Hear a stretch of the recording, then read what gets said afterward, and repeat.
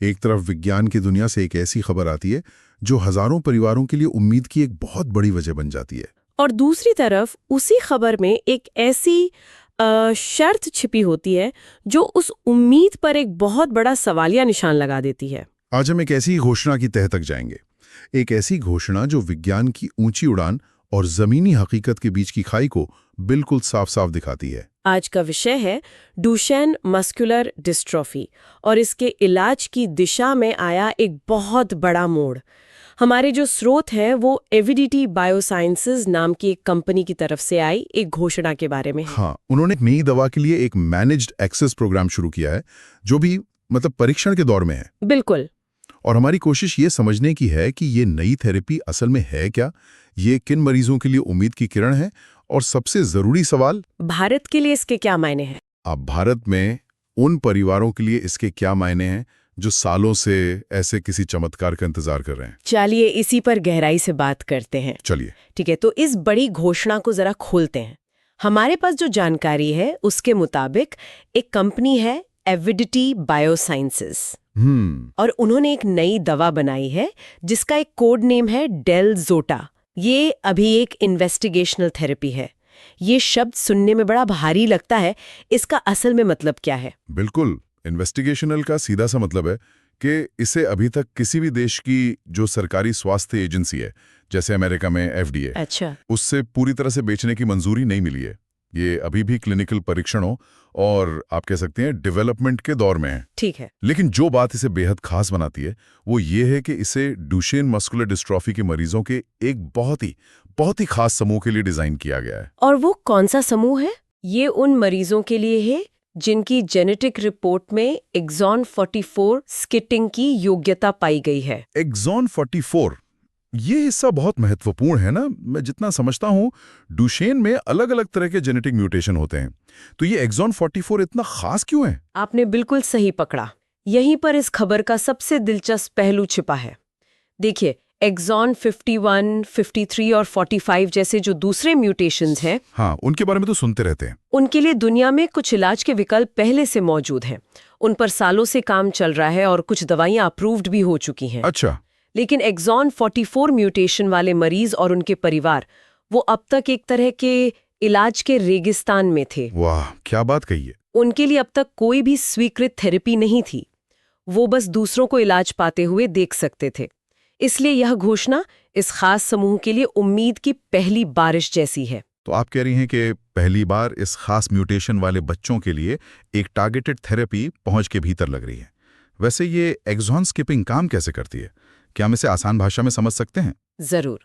इसे ऐसे समझिए कि हमारा जीन एक किताब में लिखे एक जरूरी वाक्य की तरह है। ठीक है। डुशेन में इस वाक्य का कोई एक शब्द जिसे हम एक्सॉन कहते हैं वो गलत या बेमतलब हो जाता है, और इस वजह से पूरा वाक्य ही पढ़ा नहीं जा सकता और शरीर जरूरी प्रोटीन नहीं बना पाता। मतलब एक शब्द की गड़बड़ी से पूरी कहानी खराब। बिल्कुल।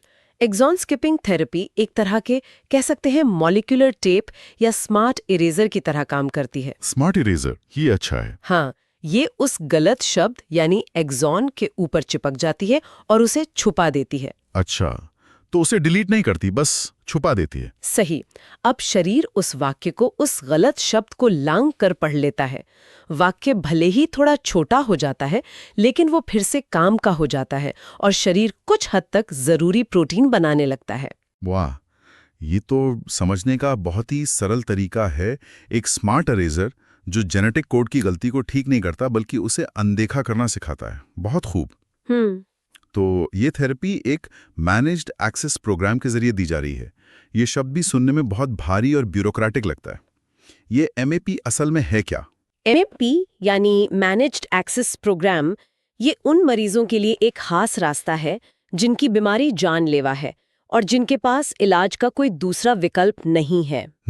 इसे कंपैशनेट यूज यानी दया के आधार पर उपयोग या अर्ली एक्सेस प्रोग्राम भी कहा जाता है। अर्ली एक्सेस तो मतलब मंजूरी से पहले ही एक्सेस मिल जाता है? बिल्कुल।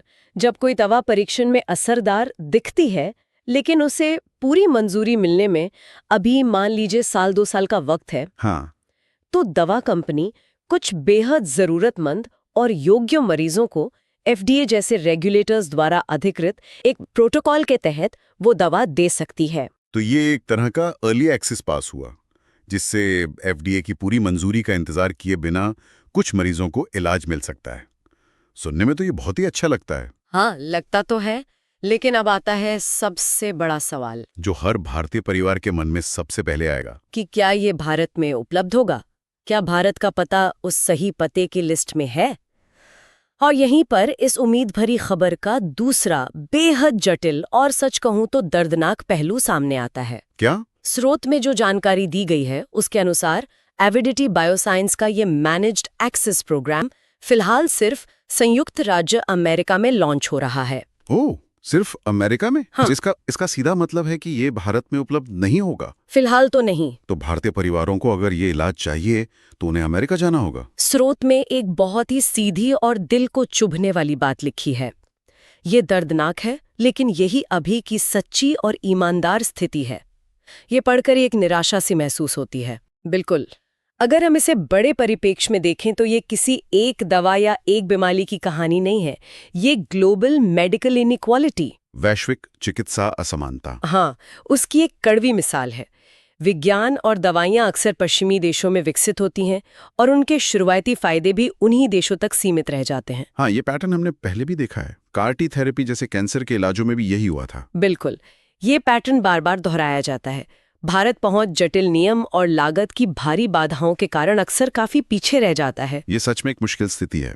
एक तरफ विज्ञान एक दरवाजा खोल रहा है और दूसरी तरफ भूगोल और नीतियां उसे बंद कर रही हैं। तो उन परिवारों के लिए क्या, जो शायद इस मुश्किल चुनौती को पार करने की हिम्मत और क्षमता रखते हैं, जो अमेरिका जाने के बारे में सोच सकते हैं, उनके लिए स्रोत में क्या व्यवहारिक कदम बताए गए हैं? उन्हें अपनी तैयारी कैसे शुरू करनी चाहिए? स्रोत में कुछ ठोस और जरूरी कदमों की एक लिस्ट दी गई है। सबसे पहला और सबसे अहम दस्तावेज है जेनेटिक टेस्ट रिपोर्ट। ओके। और ये कोई साधारण रिपोर्ट नहीं होनी चाहिए। इसमें साफ तौर पर ये लिखा होना चाहिए कि मरीज का म्यूटेशन एक्सॉन 44 स्किपिंग के योग्य है। ये किसी भी एलिजिबिलिटी क्राइटेरिया का आधार होगा। इसके बिना आगे का कोई भी दरवाजा नहीं खुलेगा। ठीक है, जेनेटिक रिपोर्ट हो गई।